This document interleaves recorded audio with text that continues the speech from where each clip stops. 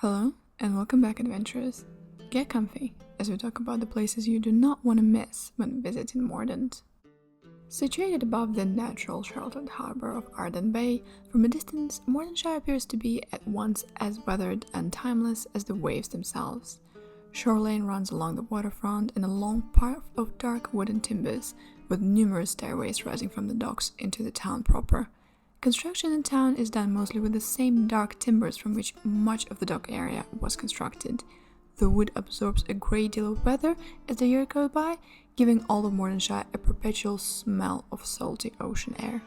The housing in this area is quite small but still tidy, with narrow houses sharing long blocks. It is an odd and uniquely Mordentish touch that even this supposedly rough and tumble neighbourhood by the docks, most folk are still quite civil with each other as they pass on the street.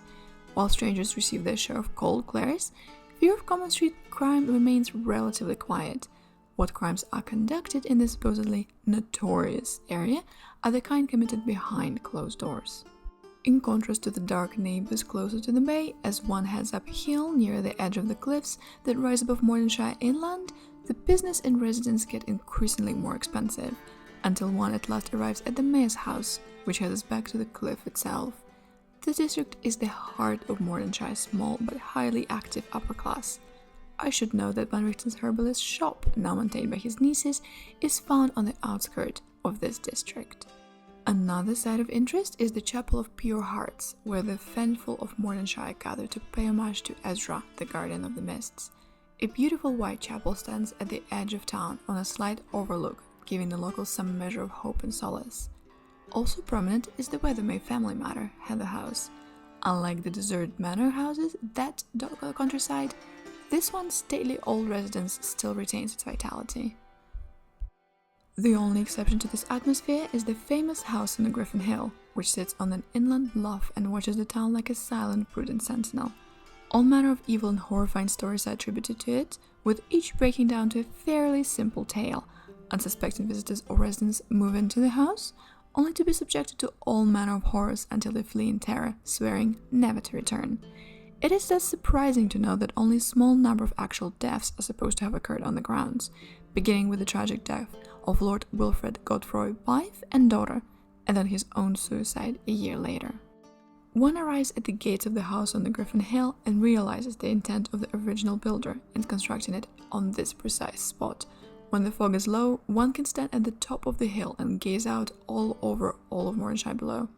But just as striking as the view below, a palpable sense of evil emanates from the structure, and I must admit that I was not about to venture into certain doom. And I will therefore report all that could be seen from an exterior survey of the house and its grounds.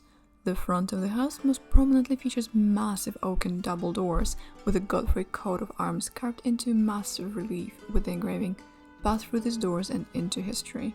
A little bit ironic if you ask me. Looking upward, the most noticeable feature is the 4 cylindrical towers that rise from each corner of the house, though even these impressive flourishes pale in comparison to the magnificent chapel tower that rises from the center of the house. As one gazes up that spire, there's an eerie impression that the house has not just been dormant, but watching, waiting. I also feel that it is noteworthy that a small and sadly neglected family cemetery rests on the grounds just south of the house. Only 2 graves still legible, those of Lord Wilfred Godfrey's wife Estelle and their daughter Lilia. They appear curiously intact, giving some more proof to my theory that the Dark Lord of this domain is Lord Godfrey himself. Acting as a centre for the river trade as well as local government for much of the southern region of Mordent is the village of Blackburn Crossing. A bustling and somewhat cosmopolitan town, especially for its size, it lacks a certain air of sophistication and history that Mordentshire possesses, but strikes to make up for it in energy and no small sense of adventure. The crossing prides itself on being the first stop of note for many visitors from outside the realm, and thus is somewhat relaxed regarding the treatment of strangers. All businesses are welcomed equally, both local and foreign, and visitors to the town are often quite surprised by the amount of bustling activity, as well as the number of different races who make their home there, a true rarity for this land. The only out-of-place element is the shell of Blackburn Bruce family manor. It sits on both sides of the river, connected by a huge flying walkway of polished red stones, connecting the now silent halls of vanished families. By all accounts, Tumbledown is considered a place better avoided by polite society, a refuge for those who would prefer to be forgotten by the world at large.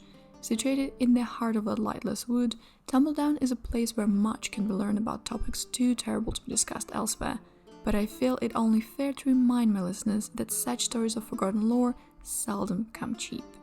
Upon first arriving in Tumbledown, one is immensely impressed by the smell of the place, a combination of the natural odors of the swamp as well as greasy cooking fires, bitter ale and tanning business that supports this town.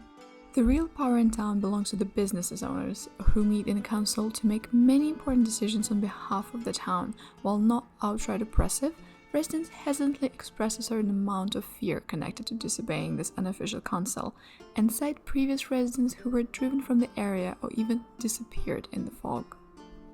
Locals whisper of how these merchants believe that some great store of riches is hidden in the swamp, perhaps left over from the family who used to rule Tumbledown. What it was I never heard, and I can tell when my welcome is starting to come to an end. Thank you so much for your time, patient listeners. I cannot shake the feeling that Mordent is hiding far more than it tells us. Even Van Richten saw fit to scurry back here after his many exploits. But before we find out the truth, as always, be careful while crossing the mists.